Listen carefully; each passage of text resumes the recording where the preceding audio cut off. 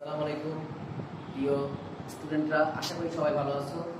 আজকে রসায়ন দ্বিতীয় পত্রের 3 নম্বর অধ্যায়ের পার্ট 3 এর ক্লাস নেওয়ার জন্য তোমাদের সামনে উপস্থিত হয়েছি। আশা করি আগের ক্লাসগুলো ভালো লেগেছে, ধারাবাহিকতায় আজকের ক্লাসটা। আজকে আমাদের টপিকটা হচ্ছে দ্রবণের লঘুকরণ ঘনমাত্রা নির্ণয়, অর্থাৎ একটা দ্রবণের দুই রকমের অবস্থার সৃষ্টি হলে আমরা আয়তন বা ঘনমাত্রা এটা কিভাবে নির্ণয় করতে পারি। যেমন ধরো, আমি একটা স্টুডেন্টের বাসায় গেছি বেড়াতে, তো স্টুডেন্ট আমাকে চিনির শরবত নিয়ে এসে দিয়েছে। চিনির শরবত তো খুব আন্তরিকতার সাথে শরবতটা নিয়ে এসেছে, এতটুকু শরবত। তো আসলে কি, ওর মাকে শরবতটা বানিয়ে দিয়ে বলেছে যে বাবা এখানে পানি মিশাস। ও পানি মিশাতে ভুলে গেছে, তাড়াহুড়া করে নিয়ে চলে আসছে। আমি মুখে দিয়ে দেখি প্রচন্ড মিষ্টি, আয়তন হবে 100 ml, ঘনমাত্রা 1.5 মোলার। আমি বললাম এত মিষ্টি খাওয়া যায়? তুমি এক কাজ করো, 0.5 মোলার দ্রবণ তৈরি করে নিয়ে আসো। এখন স্টুডেন্ট চিন্তায় পড়ে গেছে যে কিভাবে 0.5 মোলার ঘনমাত্রা বানাবে।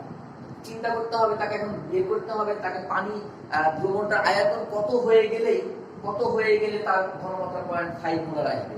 আমি যদি এই ব্যাপারটাকে এইভাবে বলি, 1.5 মোলার 100 ml চিনি দ্রবণের ঘনমাত্রা 0.5 মোলার বাড়াতে দ্রবণের আয়তন কত হবে, অথবা কত ml পানি মিশাতে হবে। আমি যদি এরকম বলি, তাহলে বন্ধুরা আমরা এই সূত্র ব্যবহার করতে পারি, S1V1 = S2V2। এখানে V2 = S1V1/S2। আমরা লিখতে পারি 100 গণিত 1.5 ভাগ হচ্ছে কত, 0.5। নির্ণয় করে দেখলাম আসছে 300। তার মানে বন্ধুরা আমরা বুঝতে পারছি যে দ্রবণটার পুরো আয়তন যদি 300 ml হয়, তাহলে তার ঘনমাত্রা হবে 0.5 মোলার। তাহলে পানি কতটুকু মেশাতে হবে? এইভাবে আমরা একই দ্রবণের দুইটি অবস্থা এই অঙ্কটা করতে পারি। আশা করি তোমাদের সবাইকে ভালো লাগছে। এরপরে আমরা এবার তোমাদের সাথে যেটা বিষয়, আমাদের যে টপিক ছিল সেই টপিক্সের দুইটা ধাপ বলেছিলাম। প্রথমটা আমরা শরবত খাওয়া খাই করলাম। দ্বিতীয় ধাপের প্রশ্নটা দেখো, এরকম দুইটা বক্স তোমাদেরকে দেওয়া হবে। একটা বক্সে মনে করে বলা আছে 100 ml 0.5 molar sulphuric acid A বক্সে, 150 ml 0.75 molar sulphuric acid B বক্সে। এই দুইটা বক্স এর দ্রবণকে একত্রে মিশানো হলো সি বক্সে, যার মধ্যে A প্লাস B আছে। এবার প্রশ্ন এরকম হতে পারে, সি পাত্রের মিশ্রণের ঘনমাত্রা নির্ণয় করো। আশা করি তোমরা বুঝতে পারছো যে দুটাই সালফিউরিক অ্যাসিডের দ্রবণ। তাহলে এটা হচ্ছে এক প্রথম দ্রবণের অবস্থা, এটা দ্বিতীয় দ্রবণের অবস্থা, কিন্তু সালফিউরিক অ্যাসিডের দ্রবণ তো। আজকে আমরা একই দ্রবণের দুই রকম অবস্থা নিয়ে কথা বলছি। তাহলে দুইটা দ্রবণকে যদি একটা পাত্রে মিশানো হয়, তাহলে এই দ্রবণ, তাহলে দুইটা দ্রবণকে একটা পাত্রে যদি মিশানো হয়, তাহলে এই পাত্রের যে মিশ্রণটা সৃষ্টি হবে সেই মিশ্রণের ঘনমাত্রাটা আমরা নির্ণয় করব। ভাইরা ভালো করে দেখো, এখানে আমি সূত্রটা লিখছি, S = S1V1 + S2V2 /V1 + V2। এখানে দেখো S হচ্ছে এখানে এই মিশ্রণটার ঘনমাত্রা, এবং S1 = প্রথম দ্রবণের ঘনমাত্রা, V1 = প্রথম দ্রবণের আয়তন। এইভাবে আমি ডান সাইডে লিখে দিয়েছি। এখন এই মানগুলা বসালে যেটা আসবে, এটাই হচ্ছে আমাদের এই নতুন যে মিশ্রণটা সৃষ্টি হলো, এই নতুন মিশ্রণের ঘনমাত্রাটা আমরা সি পাত্রে পেয়ে গেলাম। সবাইকে আশা করি সবাই বুঝতে পারছো। সবাইকে অসংখ্য ধন্যবাদ পরবর্তী টিপটা দেখার জন্য। আল্লাহ হাফেজ। যদি আমাকে কোনো স্টুডেন্ট প্রশ্ন করে যে এই অধ্যায় থেকে কোন টপিকসটুকু পড়লেই আমি 100 প্রশ্ন কমন পাবো, আমি তাহলে 80% নিশ্চয়তা দিব যে আজকে যে টপিকসটা পড়াবো, এই টপিকসটা তুমি যদি পড়ো, তাহলে তুমি 80% শিওর যে যদি এই অংশ থেকে 100 প্রশ্ন হয়, তাহলে তুমি কমন পাবা। এর নাম হচ্ছে অম্লনীতি ক্ষারনীতি। অম্লনীতি ক্ষারনীতি। এখন যদি তোমাকে কেউ প্রশ্ন করে অম্লনীতি ক্ষারনীতি জিনিসটা কি, তাহলে আমি একেবারে শর্ট কথাই বলবো যে কোন অম্লের ঘনমাত্রা যদি ক্ষার দিয়ে নির্ণয় করতে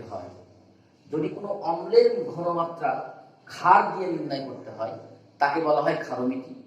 আর যদি কোনো ক্ষারের ঘনমাত্রা অম্ল দিয়ে নির্ণয় করতে হয়, তাহলে হচ্ছে সেটা অম্লনীতি। তোমরা নিশ্চয়ই টাইটেশন দেখছো যে একটা অজানা দ্রবণ, একটা অজানা দ্রবণের ঘনমাত্রা জানা দ্রবণের সাহায্যে বের করতে হয়। তাহলে যদি আমরা কোনো ক্ষারের ঘনমাত্রা বের করি অম্ল দিয়ে, তাহলে সেটা হবে অম্লমিতি। ক্ষারের ঘনমাত্রা যদি অম্ল দিয়ে বের করি তাহলে অম্লমিতি, আর অম্লের ঘনমাত্রা ক্ষার দিয়ে বের করলে সেটা হবে ক্ষারমিতি। তাহলে এবার দেখো বন্ধুরা, আমি এই অম্লমিতি ক্ষারমিতি থেকে তোমাকে 3টে স্টেপের অঙ্ক করাবো। ইনশাআল্লাহ যদি বড় ধরনের কোনো সমস্যা না হয়, এই 3টা স্টেপের অঙ্কের মধ্যে তুমি কমন পাবা। বলা হচ্ছে প্রথম স্টেপ, প্রথম তোমাকে বলা হলো বি দ্রবণটির ঘনমাত্রা বের করো। বি দ্রবণটির ঘনমাত্রা নির্ণয় করো, এরকম তোমাকে বলা আছে। তাহলে পারে এখন আমি কি করব, আমার অম্লমিতি ক্ষারমিতির একটা মাত্র সূত্র, যেই সূত্র দিয়ে সব অঙ্ক করা সম্ভব, সেটা হচ্ছে এ এস বি ভিবি সমান সমান বি এস এ ভি। ভালো করে খেয়াল করে, একটা সূত্র দিয়ে তোমার সব অঙ্ক যাবে। তাহলে এবার দেখো, এই সূত্রটার সাথে সামঞ্জস্যপূর্ণ করে আমি এর প্রত্যেকটা উপাদানকে লিখেছি। এ সমান সমান অ্যাসিডের মোল, বি সমান সমান ক্ষারের মোল, অ্যাসিডের ঘনমাত্রা, ক্ষারের ঘনমাত্রা, অ্যাসিডের আয়তন, ক্ষারের আয়তন। এখানে দেখো ভাইরা যে 100 ml এটা অ্যাসিডের আয়তন, এটা হচ্ছে অ্যাসিডের আয়তন, এটা হচ্ছে অ্যাসিডের ঘনমাত্রা, এটা হচ্ছে ক্ষারের আয়তন। তোমাকে এখন বের করতে হবে কি ক্ষারের ঘনমাত্রা। দ্যাট মিন্স এটা সমান সমান ওয়াট তোমাকে বের করতে হবে। তাহলে আমরা এ আর বি কোথায় পাবো? এ বি পাওয়ার জন্য অম্লমিতি ক্ষারমিতিতে সব সময় তোমাকে কি করতে হবে, একটা বিক্রিয়া করতে হবে।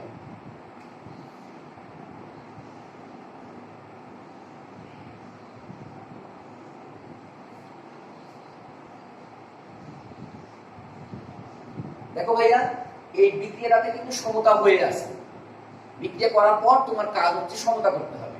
সমতা করার পর দেখো এখানে 1, এখানে 1, তাহলে এই ক্ষেত্রে অ্যাসিডের মোল সংখ্যা 1, ক্ষারের মোল সংখ্যা 1।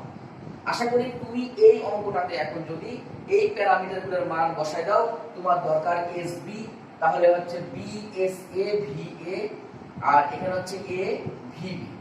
যেই মানটা তোমার বসানোর পর আসবে তত মোলার অ্যানসার। একটা প্যাটার্নের অঙ্ক তোমার কমপ্লিট। এবার সেকেন্ড প্যাটার্নের কথা যদি আমি বলি, সেটা হচ্ছে যদি তোমার এখানে মোলারিটি দেওয়া না থাকে, তোমাকে এখানে এইভাবে বললো যে 10 গ্রাম বলে দিল, তাহলে তোমাকে এখানেও কিন্তু মোলারিটি দেওয়া নাই, কিন্তু তোমাকে বলেছে বি দ্রবণটির ঘনমাত্রা নির্ণয় করো। সেই ক্ষেত্রে তোমাকে কি করতে হবে, প্রথমে এই দ্রবণটার মোলারিটি তোমাকে নির্ণয় করে নিতে হবে। কিভাবে নির্ণয় করে নিব?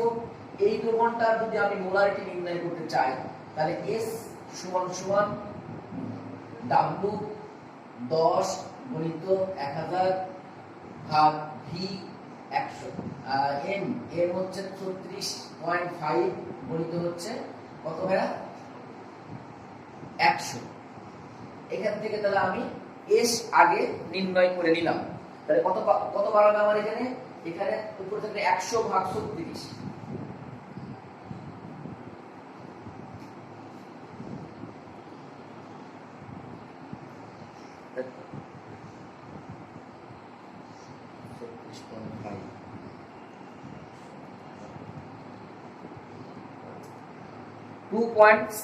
36, এখানে বাড়ালে মনে করো 2.73, এটা মোলার।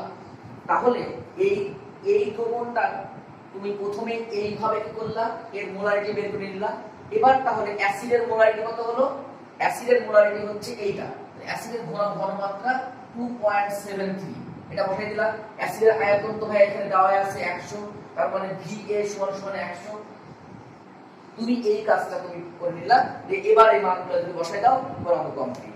দুই রকমের প্যাটার্ন হয়ে গেল। তাহলে এখন দেখো, মোলারিটি বের করার যে সিস্টেমটা আমরা প্রথমে শিখেছিলাম, ওই অঙ্ক ওখানে আসতে না পারে, কিন্তু এই জায়গায় অঙ্ক করতে গেলে তোমাকে আগে মোলারিটি বের করতে হবে, তারপরে অম্লমিতি ক্ষারমিতির অঙ্ক করতে হবে। আশা করি তোমরা বুঝতে পারছো ক্লাসটা। এইবার বলা হচ্ছে প্যাটার্ন নাম্বার 3। এবার প্যাটার্ন নাম্বার 3 তে বলা হচ্ছে যে 100 ml HCl কে প্রশমিত করার জন্য, আচ্ছা দেখো ভাইয়া, এবার 3 নম্বর প্যাটার্নে বলা হচ্ছে যে এখানে অ্যাসিড আছে একটা 100 ml HCl আছে। এখন সোডিয়াম হাইড্রোক্সাইডের 0.5 মোলার 50 ml দ্রবণ দ্বারা একে প্রশমিত করার জন্য যুক্ত করা হলো, কিন্তু এটা প্রশমিত হয়নি। একে পুরো প্রশমিত করার জন্য আবারও এটা প্রয়োজন হয়েছে। তাহলে সেই ক্ষেত্রে এটা এ, এটা বি, এটা সি।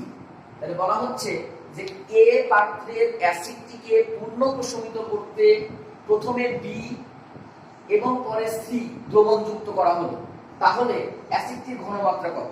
যদি এরকম কোনো প্রশ্ন আসে ভাইয়া, তুমি তখন কি করবা? প্রথমে এটার সাথে এটা, প্রথমে তুমি লিখবা এটার সাথে এটা, যে এ ও প্রথমে তুমি লিখে দিবা যে বি পাত্রের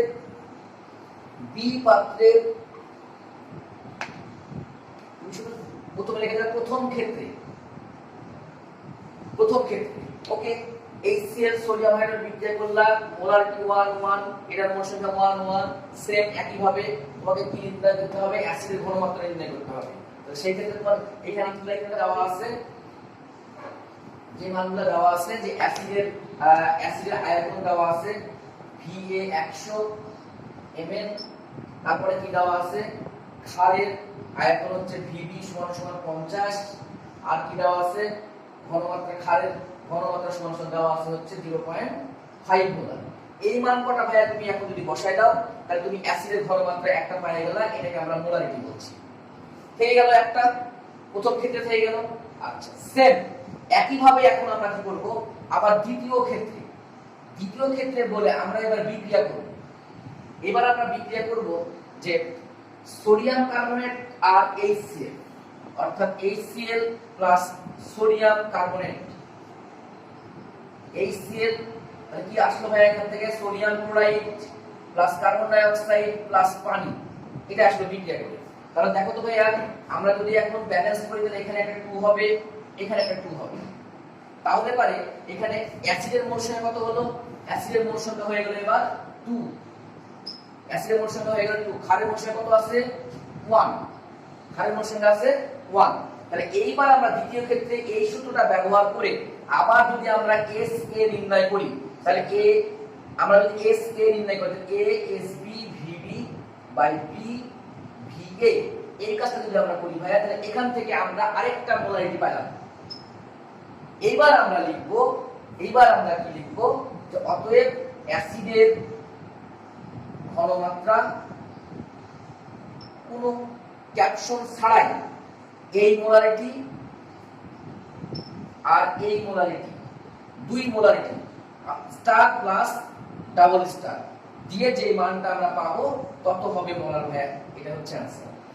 আমি ভাইয়া অনলাইনে ক্লাস নেওয়ার জন্য সব ক্যালকুলেশন করে বসাতে হলে অনেক সময় লেগে যাবে, সেজন্য এই কাজটা করছি। যদি তোমাদের এইভাবে কোনো প্রবলেম হয় আমাকে কমেন্ট লিখে জানাবা যে এইভাবে প্রবলেম হচ্ছে, তাহলে পরবর্তীতে আমি দেখা যাচ্ছে যে ক্যালকুলেটর নিয়ে এগুলো আবার ক্যালকুলেশন করে তোমাদের বসাবো, তাহলে একটু সময়টা বেশি লেগে যায়। ওকে, আশা করি সবাই এই পর্যন্ত বুঝতে পারছো। এই যতটুকু ক্লাস করালাম এই পর্যন্ত ক্লাস করলে তোমার যেটা হবে যে তোমার অঙ্গমিতি ক্ষারমিতি যে অঙ্কটা পরীক্ষাতে আসবে সেই অঙ্কের হাতে খড়ি তোমার তৈরি হলো। কি বল? তোমার হাতে খড়ি তৈরি হবে। এরপরে আমি যে অঙ্কটা করাবো সেটা হচ্ছে কি?